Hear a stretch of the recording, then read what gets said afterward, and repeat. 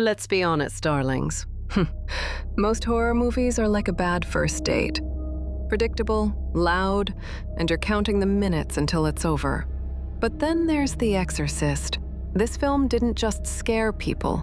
It made them question their faith, their sanity, and whether that sudden draft was just a window or something far more personal. It is the terrifying truth that the scariest monster isn't some rubber-suited ghoul. It's the thought that your own mind is the final battlefield. We're not talking about cheap jump scares. We're talking about psychological possession. The difference between a kid playing dress-up and a demon wearing your soul like a party outfit. In this episode of Dead Curious, we're peeling back the skin on The Exorcist to reveal the blueprint for writing a true masterpiece of terror. Trust me, you'll never look at pea soup the same way again. Oh, and stay to the end, my fiends. I've prepared a handy little cheat sheet to help you summon your own possession masterpiece. Safely, of course. Welcome back, my curious little fiends, to Dead Curious. I'm Vyxen Storm, and today we're not just watching a horror movie. We're taking notes. The Exorcist, 1973, didn't just break box office records. It broke people. It caused fainting, vomiting, and mass hysteria across theaters. But why? The genius of this film and the secret to writing your own psychological possession masterpiece isn't the demon itself. It's the subversion of reality. The first and most crucial step is to establish a clear, rational world. Director William Friedkin and writer William Peter Blatty knew that for the supernatural to land, it must first be mistaken for the natural. Regan McNeil doesn't start levitating. She starts having mood swings. She's irritable, vulgar, and increasingly unpredictable. Her mother, Chris, doesn't call an exorcist. She calls doctors, psychiatrists, and neurologists. The takeaway for writers: this is your anger. You must spend significant time exhausting every logical, scientific explanation first. A true psychological possession story makes the medical professionals your first victims. They are the audience's stand-ins, and when they run out of answers, that's when the fear sets in.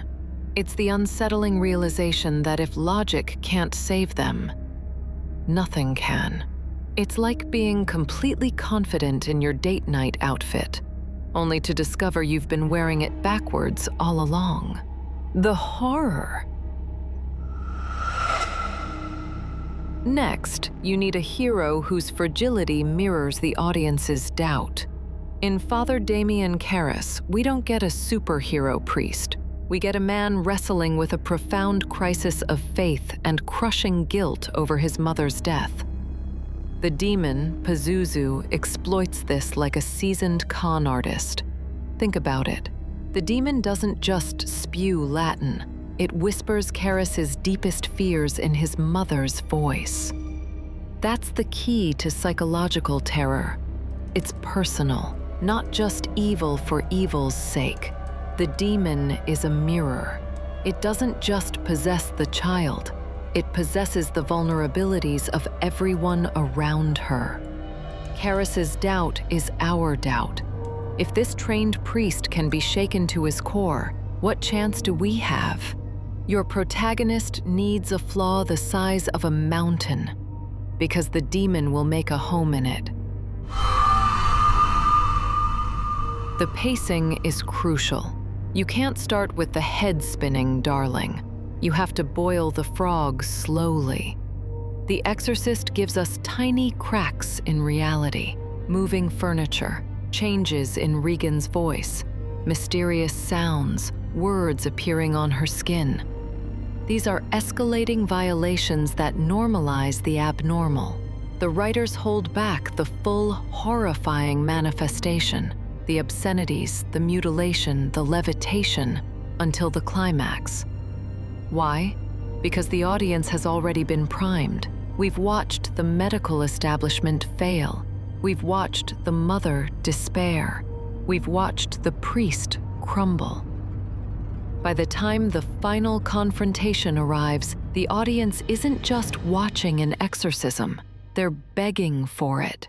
Not because they want the horror to end, but because they desperately need order to be restored. It's a beautiful, terrifying manipulation. All right, my darling fiends. Time for that promised cheat sheet. Here's your quick reference checklist for crafting a truly haunting psychological possession story. Foundation of fear. Establish a rational, believable world before the supernatural enters. Exhaust science, medicine, and logic completely. Let the audience, and your characters, run out of answers. Character and faith. Give your protagonist a deep emotional wound or crisis. Make the demon's attacks personal, targeting guilt, grief, or faith. The demon should mirror the human weaknesses it exploits. The slow burn. Start small.